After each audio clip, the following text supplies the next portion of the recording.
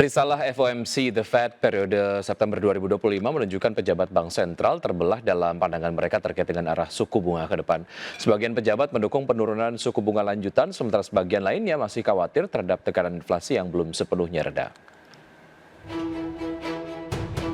Pejabat The Federal Reserve tampak terbelah dalam pandangan mereka terkait arah suku bunga di pertemuan terakhir pada September lalu. Sebagian pejabat mendukung penurunan suku bunga lanjutan, sementara sebagian lainnya masih khawatir terhadap tekanan inflasi yang belum sepenuhnya reda. Dalam risalah FOMC September 2025, sebagian besar menilai bahwa pelonggaran kebijakan moneter lebih lanjut kemungkinan masih diperlukan sepanjang sisa tahun ini. Adapun dalam pertemuan September, The Fed memangkas suku bunga acuan sebesar 0,25% yang menjadi penurunan pertama pada tahun 2025. Kebijakan ini diambil lantaran meningkatnya resiko terhadap pasar tenaga kerja meski beberapa pejabat tetap menilai inflasi masih terlalu tinggi. Beberapa pejabat bahkan melihat alasan kuat untuk menahan suku bunga agar tetap stabil, mengingat penurunan inflasi tampak melambat dan beresiko meningkatkan ekspektasi inflasi jangka panjang jika tidak segera mencapai target 2%. Sementara itu, anggota baru Dewan Gubernur The Fed Stephen Miran justru mendorong langkah lebih agresif, yakni pemangkasan sebesar 0,5%. Risalah juga menunjukkan kekhawatiran mayoritas anggota terhadap ketidakpastian dampak tarif impor serta risiko inflasi tinggi yang bertahan lebih lama dari perkiraan. Meski begitu, sebagian menilai tekanan inflasi kini tidak sebesar awal tahun. Secara keseluruhan, anggota FOMC memproyeksikan median 2 kali pemangkasan tambahan suku bunga tahun ini. Namun beberapa pejabat melihat potensi pemangkasan berbagai sumber IDX Channel. Harga minyak mentah melonjak sekitar 1% pada perdagangan di hari Rabu mencapai level tertinggi dalam sepekan. Penguatan ini terjadi di tengah kekhawatiran pasar terhadap minimnya kemajuan pembicaraan damai antara Rusia dan Ukraina yang berpotensi memperpanjang sanksi terhadap Moskow serta lanjutan yang menunjukkan peningkatan konsumsi minyak di Amerika Serikat. Minyak mentah berjangka Brent ditutup menguat 1,2% menjadi $66,25 per barrel, sedangkan minyak mentah berjangka West Texas Intermediate meningkat 1,3% menjadi $62,55 per barrel. Keduanya mencatat penutupan tertinggi sejak akhir September, sementara itu kelompok OPEC Plus baru-baru ini menghadapi tekanan akibat serangan drone Ukraina yang menargetkan kilang minyak Rusia. Selain faktor geopolitik, harga minyak juga didorong ekspektasi bahwa The Fed akan kembali menurunkan suku bunga acuan untuk pendukung ekonomi. Investor sendiri masih kekurangan data ekonomi resmi akibat penutupan sebagian pemerintahan Amerika Serikat. PT Estetika Tata Tiara Tbk tengah menyusun rencana untuk melakukan diversifikasi bisnis dengan cara menambah lini usaha. Ya, Direktur Utama Estetika Tata Tiara Imam Subowo menuturkan upaya penambahan lini bisnis tersebut merupakan upaya perseroan untuk bisa masuk ke dalam indeks utama di Bursa Efek Indonesia yakni LQ45.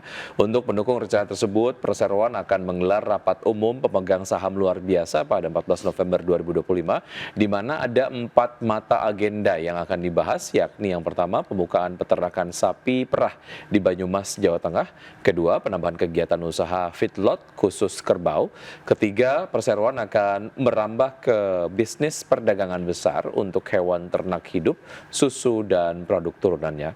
Terakhir perseroan akan menambah cold storage dan perdagangan.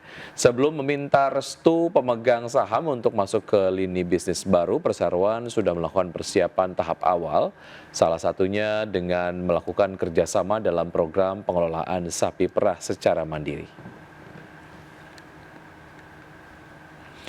Ya, perusahaan Marmer PT Citatah Tbk menggandeng Chimimen Public Company Ltd asal Thailand untuk melakukan ekspansi bisnis di sektor kapur. Ya, dalam mengembangkan fasilitas produksi kapur, pemirsa, kapasitas awal ditargetkan sebesar 200.000 ton per tahun yang selanjutnya akan ditingkatkan hingga mencapai 500.000 ton per tahun.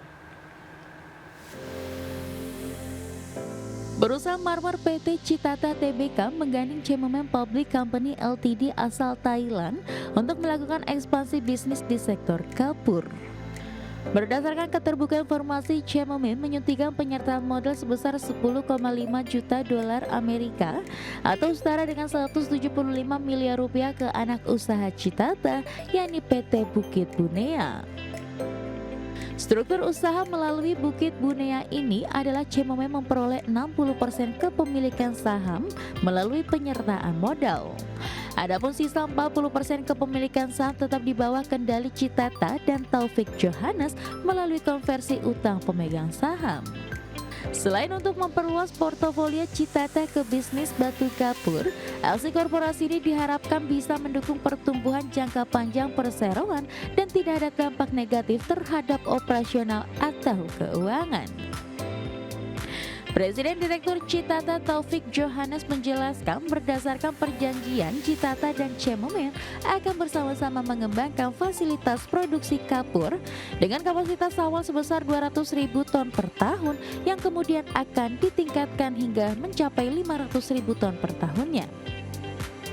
Sementara itu, CEO Chemomin Adisak Lojun menilai Indonesia merupakan pasar yang berkembang pesat bagi produk kapur dengan impor tahunan mendekati 1 juta ton.